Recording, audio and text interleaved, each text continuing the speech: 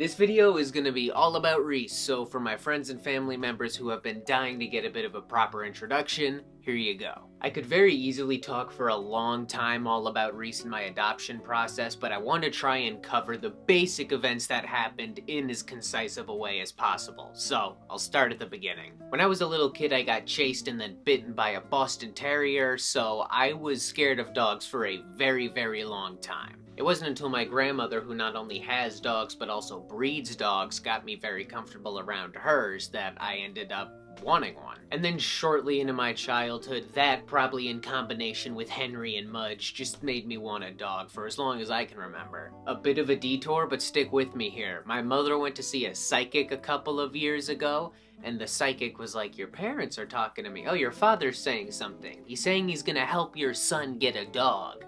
And we both didn't really know what to make of that.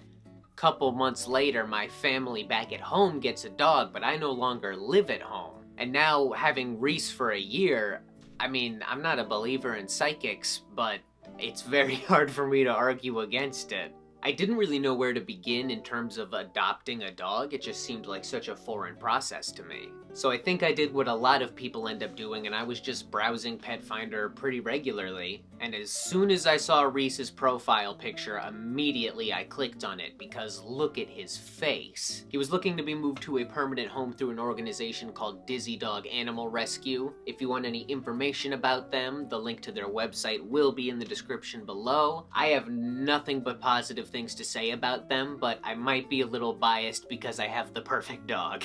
In terms of what they were able to do for me, I really felt like I had all the time, space, and resources I needed to figure everything out on my end and make sure that this is not only something I was able to do, but something I was ready to take on. And I guess for anyone who's looking to foster or potentially rescue an animal, it's a great place to start. I would highly recommend. After the application went through, it actually occurred to me that I had my search radius set for 5 miles, and Reese was located in Texas. Nobody involved to this day seems to understand how Reese ended up on my Pet Finder, but he did. And after going through a pretty thorough process of them looking into me learning about Reese, you know, all the standard things that come with rescuing an animal, I had a couple back and forths with the foster, and it just became really, really hard for me to find any reason not to want Reese in my life. And the poor little guy took a bus all the way from Texas to California,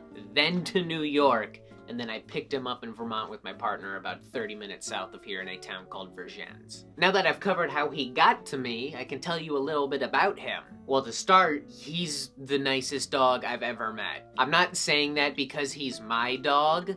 He actually is the nicest dog I've ever met. He loves everyone, everything. It doesn't matter what it is or who it is. And that started immediately. There was no hesitation when we picked him up. He jumped right into the car.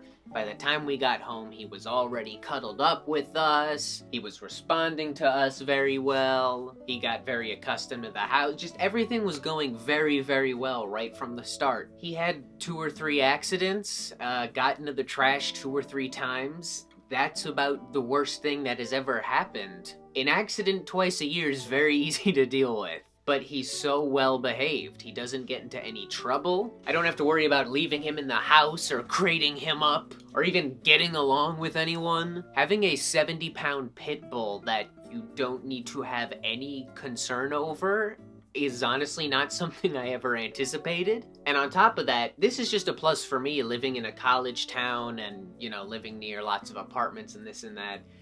He doesn't bark. He's mute.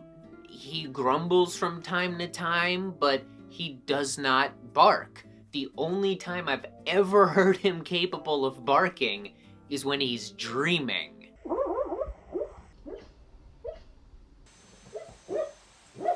If he's not dreaming, you're not gonna hear a sound from him. He loves the eye contact. If you turn around, he's always looking at you. And he definitely loves the milk bones. Sleep is definitely his favorite thing. I have never seen any living creature sleep as much as Reese sleeps. And he's not a light sleeper. He sleeps hard. I have tried everything. Walks, milk bones, peanut butter. Nothing will pull him out of his slumber. But again, for me in my early adult life, that's very helpful because I can go to work or I could go to class and he would still be exactly where he was as soon as I came back. Definitely not a fan of the thunderstorms, but he's very easy to comfort. Loves people watching and meeting new people, especially on our walks. And he loves going out with skates for me for about 15 minutes and then he's ready to go home.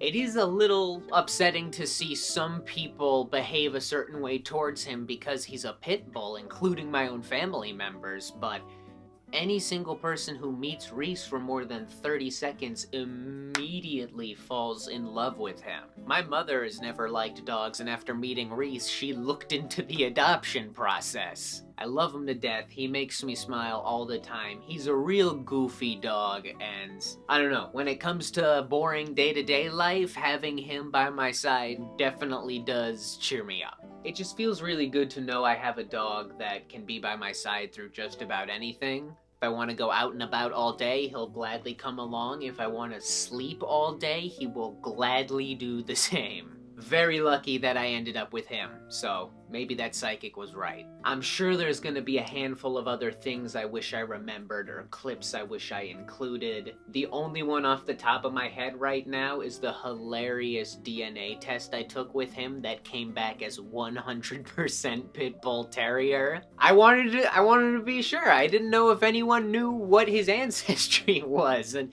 the family tree is so funny because it just says Pit Bull, Pit Bull, Pit Bull, Pit Bull. Alright, I'm gonna cut myself off so I don't make this video 45 minutes. I already have to cut down like an hour's worth of footage because I've just been talking about so much.